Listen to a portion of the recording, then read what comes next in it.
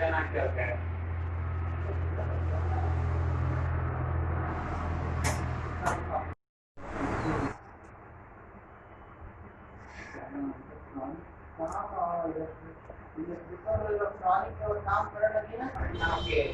प्रश्न है पूर्वाधिकारी पूर्ण संख्या। पूर्वाधिकारी पूर्ण संख्या का मतलब होता है पूर्ववर्ती संख्या। उत्तराधिकारी का मतलब होता है उत्तरवर्ती संख्या। मतलब पूर्व मतलब पहले वाली और उत्तराधिकारी का मतलब बाद वाली संख्या। जैसे पहला प्रश्न जो है आप लोगों का है कि पूर्वाधिकारी पूर्ण संख्याएं लिखिए। पहला है कि पूर्वाधिकारी पूर्ण संख्याएं लिखिए। पूर्वाधिकारी पूर्ण संख्याएं लिखिए। इसमें देखा जाए पहले का पूर्वाधिकारी जो है, तो पूर्वाधिकारी का मतलब है पहले वाली और उत्तराधिकारी का बाद वाली, जो आप लोगों का सिलेबस में है।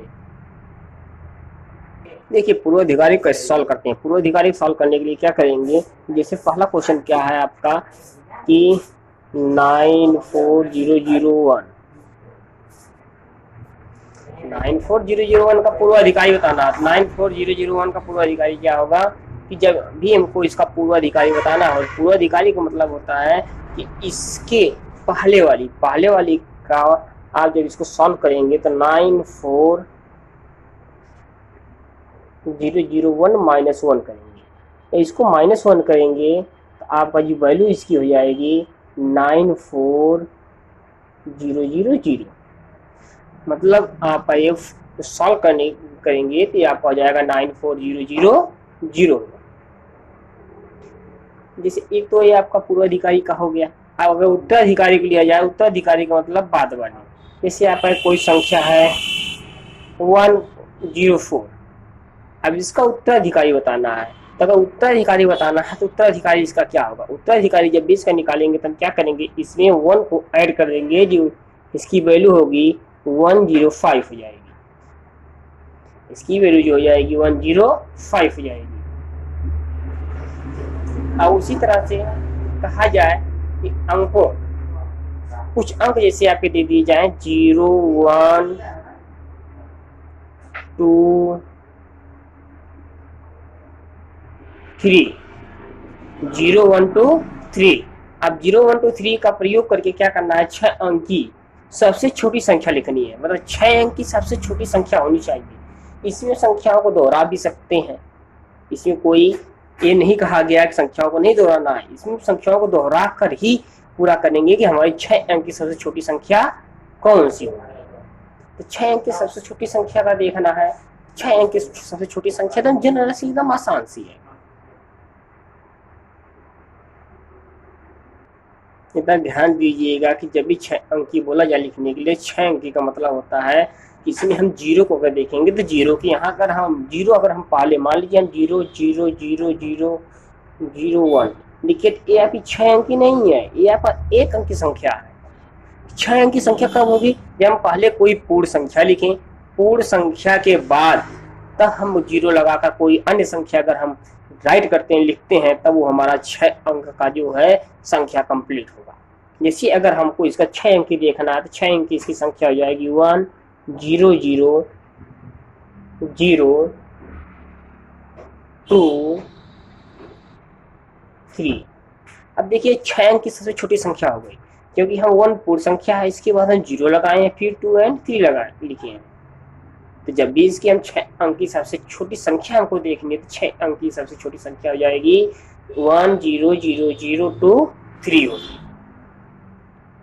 अब ये क्वेश्चन आप लोगों का है इसी तरह से कि 9 8 7 6 का प्रयोग करके सबसे बड़ी 7 अंक की संख्या लिखनी है। मतलब 7 अंक की संख्या होनी चाहिए और भी सबसे बड़ी होनी चाहिए।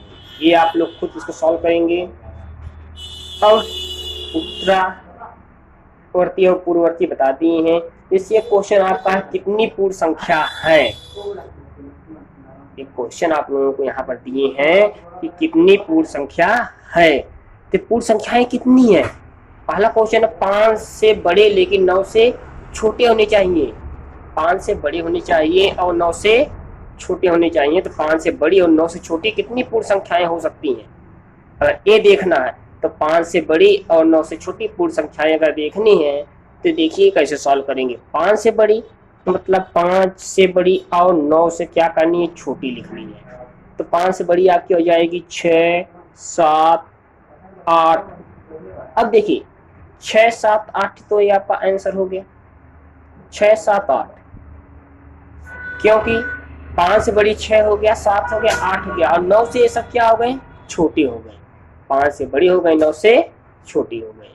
ये लिया। देखिए जैसे आप लोगों को पढ़ाया गया था कि 2519 में 5 का जाति मान क्या है। जाति मान का मतलब जो संख्या होती है सेम वही संख्या ही उसका जाति मान होती है। जैसे हमको क्या निकालना है, 2519 में 5 का जाति मान। तो 2519 में 5 का जाति मान निकालने के लिए क्या करेंगे, हमारे पास है 2519, इसका जाति मान निकालेंगे तो इसका जाति मान केवल 5 होगा, क्योंकि इसके स्थान को नहीं बताना, केवल क्या बताना है, कौन सी संख्या है, केवल ये बताना है वो संख्या कौन सी है। संख्या कौन सी है मतलब 2519 में संख्या देखेंगे तो 5 का जाति मान क्या जाएगा, 5 हो जाएगा। और उसी तरह से अगर स्थानीय मान निकालना है कि मान लीजिए इसी का 2519 में 5 का स्थानीय मान बताना है, तो स्थानीय मान का मतलब संख्या के स्थान को बताना, मतलब संख्या के मेन स्थान को बताना कि संख्या का स्थान कौन सा है। तो संख्या के स्थान को बताना होता है, तो संख्या का स्थान कैसे बताएंगे हम कि ये आप लोगों का हो जाएगा 2519।